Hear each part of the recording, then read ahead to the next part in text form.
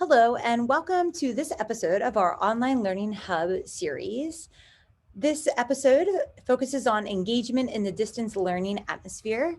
My name is Rebecca Gibney, and I am the coordinator of professional learning here at Blast Intermediate Unit 17 in Williamsport, Pennsylvania. The goal. What is the goal?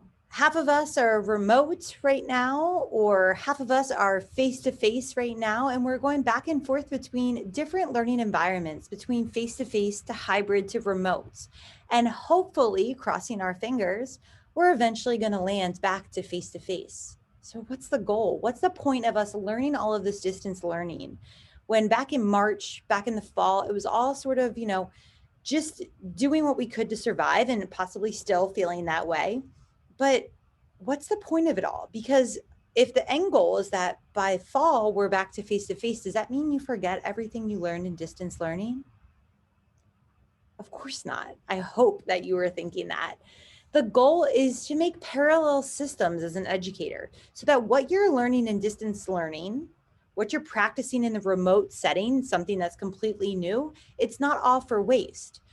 What you're doing, you should be able to do some means of it in face-to-face, as hybrid, as remote. It should be able to switch back and forth no matter the learning environment. But keeping in mind that you cannot replicate exactly what you do face-to-face in a virtual model, right?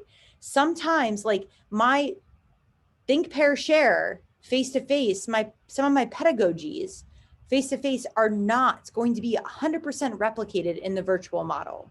And I think by now we've understood that. But I hope by now that we've also found ways to replicate them in some similar fashion. So I want you to take some time to reflect, maybe pause this video. In fact, to reflect, you're probably gonna have to pause this video. How has this pandemic shifted your vision of teaching and learning? I know for me, I've seen a lot more hands on deck. I've seen a lot more collaboration with teachers. I've seen teachers sort of give up control and more student focused. For me, it's shifted the idea that it's more focused on skills. It's not so much that rote learning anymore. As a professional development facilitator, man, all of it shifted. Where is the priority now? I feel like teachers and could be learners at any time of the day, right? In any kind of learning environment. And then take some time to reflect now on what shifts are you personally making to support ultimately that learning centered strategy. A lot of our learning and teaching right now should be focused on the learner and not so much, you can't just stand up and lecture, right? You can't do that anymore, especially if you're behind the screen. Our focus today is on engagement in learning, in distance learning. If you're going to stand up there and lecture or stand behind your screen and lecture the whole time, do you think your students are truly going to be engaged in that lecture style synchronous model? Probably not. Our students need that social interaction. I was on a webinar earlier today that focused on that, the social interaction. And how do we provide that in the virtual world? That's one of the hardest things to focus on, but it's the most crucial one to focus on. But let's take it back a little bit. How do we even define engagement? How do we define engagement?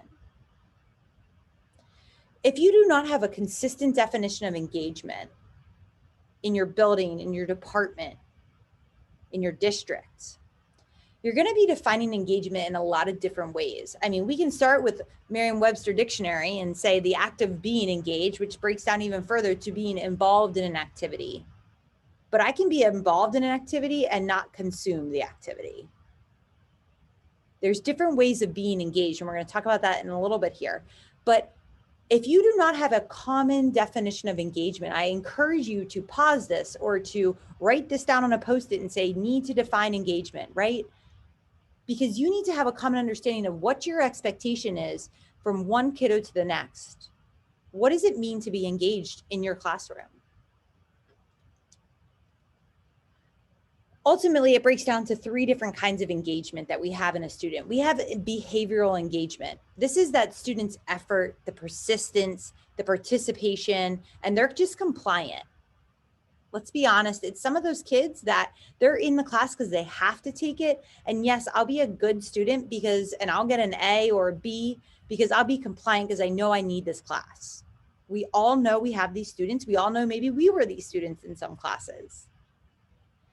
The question is, if they're behaviorally engaged, are they truly soaking in the information and learning it? They could be, but I could be looking at you, and maybe you are right now, and nodding your head and listening and really playing school well, but I'm not really being a sponge and soaking in that information. Behavioral engagement. Cognitive engagement. This is sort of like, I like to say, our type A students, or maybe our I don't want to say overextended, but are really like, they live for learning kind of student, right? The student's completion of the academic tasks and monitoring of his or her own learning.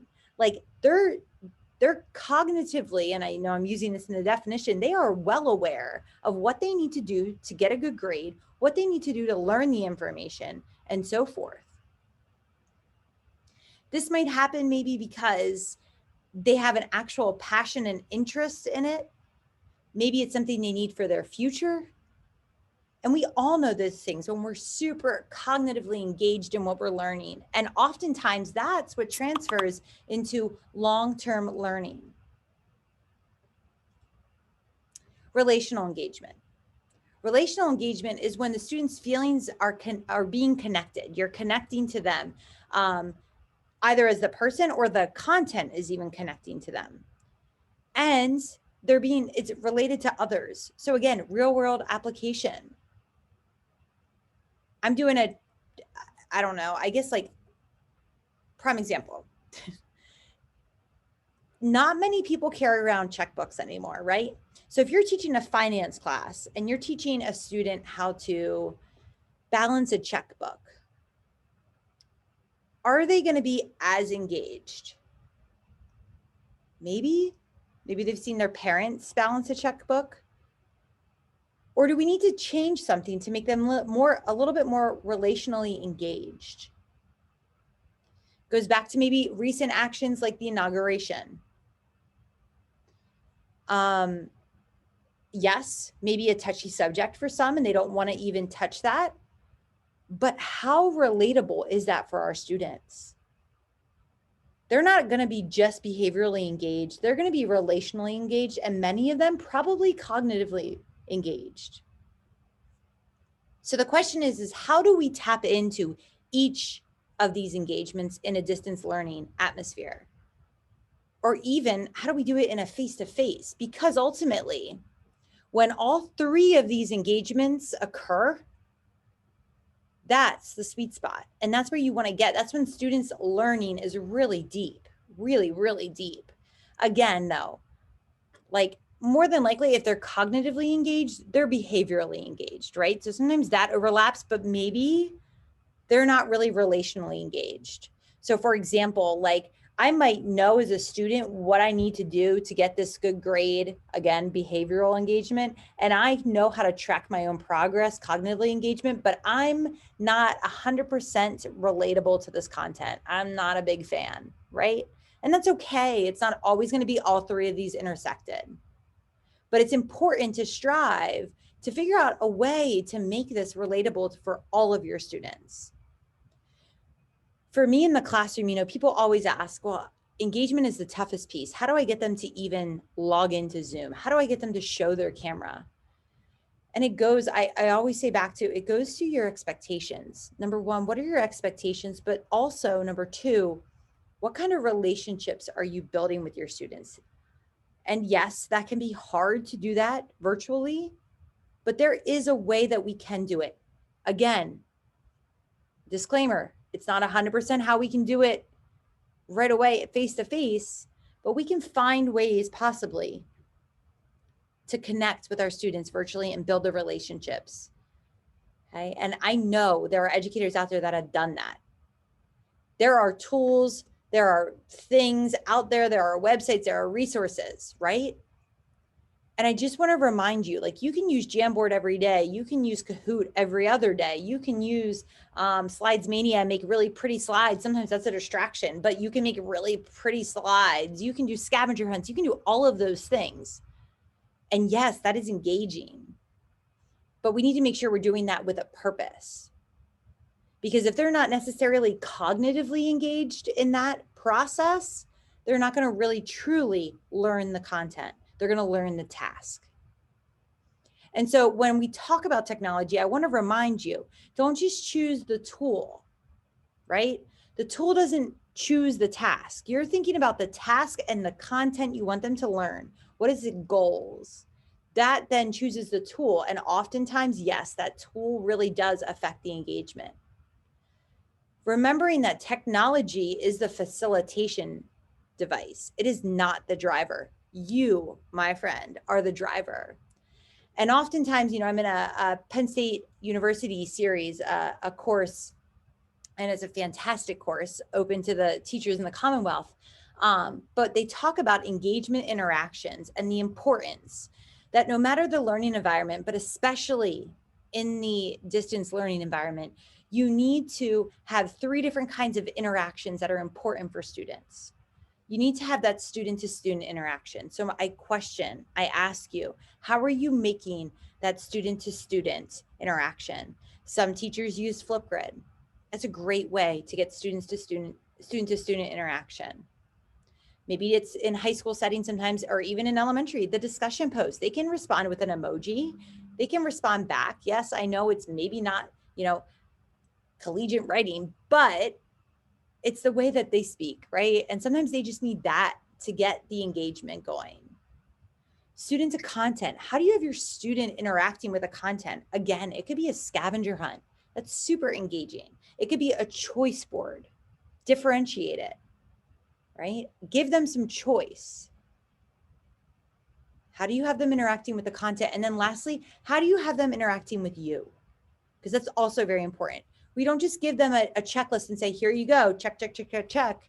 That's your assignments for today. We don't do that in the face-to-face world. Why would we do that in the distance world? How do you check in on them? Do you provide feedback to them? I know it can be hard when you have 100 and some, believe me. I have Schoology courses right now with tons of responses that I need to get to. And if you're listening, I am getting to them. And you're in one of my courses, I'm getting there. But do you have office hours for them? Are you responding to them on Schoology posts? Are you even interacting with them, like your body language behind the screen, or is your computer off, like your video?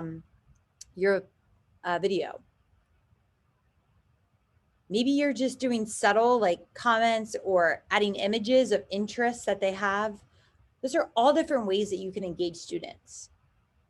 Sometimes it doesn't have to be this app there or this app here and all these different apps that we're just app smashing. Yes, that is great. And they are all out there. You've learned them all. But let's go back to our basics and think about that engagement. And it goes back again, I'm going to encourage you to those 3 things: a student to student, student to content, and student to teacher.